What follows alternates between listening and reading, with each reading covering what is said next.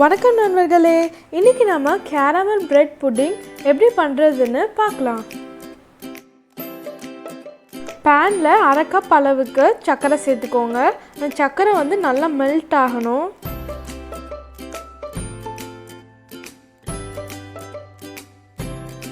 சர்க்கரையை நம்ம கலந்து விட்டுக்கலாம். சர்க்கரை நல்லா மெல்ட் ஆகிடுச்சு. மெல்ட் ஆனதும் நம்ம புட்டிங் பண்ணுற பாத்திரத்தில் சேர்த்துடலாம். இது அடுத்த ஸ்டேஜுக்கு போயிடுச்சுன்னா ரொம்ப கசப்பெடுத்துக்கும். இந்த மாதிரி நல்லா மெல்ட் ஆனதும் உடனே நம்ம எடுத்து சேர்த்துடலாம்.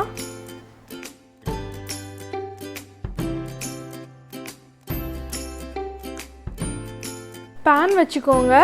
2 கப் அளவுக்கு பால் சேர்த்துக்கலாம்.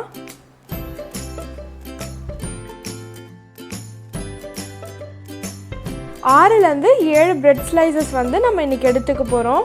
அதில் கார்னர்லாம் கட் பண்ணிக்கலாம்.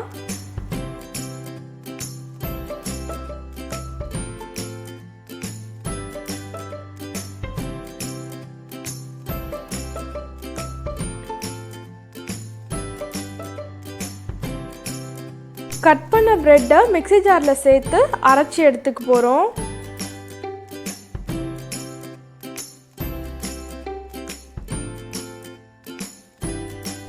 இந்த மாதிரி அரைச்சி எடுத்துக்கோங்க. ஒரு பவுலில் 4 டேபிள் ஸ்பூன் கஸ்டர்ட் பவுடர் சேர்த்துக்கலாம்.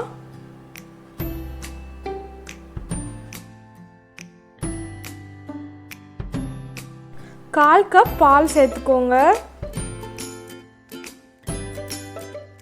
இதை வந்து கட்டி இல்லாமல் கலந்து எடுத்துக்கலாம்.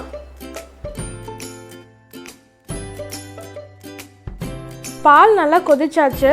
இதில் இப்போது 1 கப் சர்க்கரை சேர்த்துக்கலாம். சர்க்கரையை நல்லா கலந்து விட்டுக்கோங்க.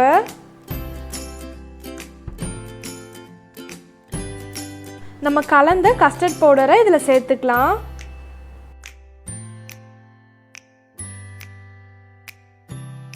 இதையும் நல்லா மிக்ஸ் பண்ணி எடுத்துக்கலாம்.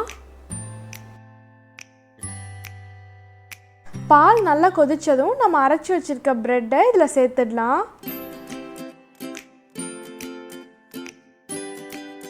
இதையும் நல்லா மிக்ஸ் பண்ணிக்கோங்க. உடனே வந்து இது கட்டியாயிரும். இந்த மாதிரி இதுவும் கொதிச்சு வரும்போது நம்ம வந்து இந்த கேரமல் சேர்த்த பாத்திரத்தில் இதையும் சேர்த்துக்கலாம். இதை வந்து நம்ம அலுமினியம் ஃபாயில் ஷீட் போட்டு கவர் பண்ணிக்கலாம். அப்போ தான் வந்து தண்ணி வந்து உள்ளே போகாது. இட்லி பாத்திரத்தில் தண்ணி கொதிக்க வச்சுக்கோங்க. தண்ணி நல்லா கொதித்ததும் நம்மளோட புட்டிங்கை அதில் சேர்த்துடலாம். இது வந்து மிதமான சூட்டில் 30 நிமிஷம் வச்சு எடுத்துக்கலாம். புட்டிங்கை நல்லா ஆற வச்சு இதை வந்து ஒரு 2 மணி நேரம் ஃப்ரிட்ஜில் வச்சு எடுத்துக்கோங்க. ஃப்ரிட்ஜில் வச்சு எடுத்தாச்சு. இப்போ நம்ம இதை கட் பண்ணிக்கலாம்.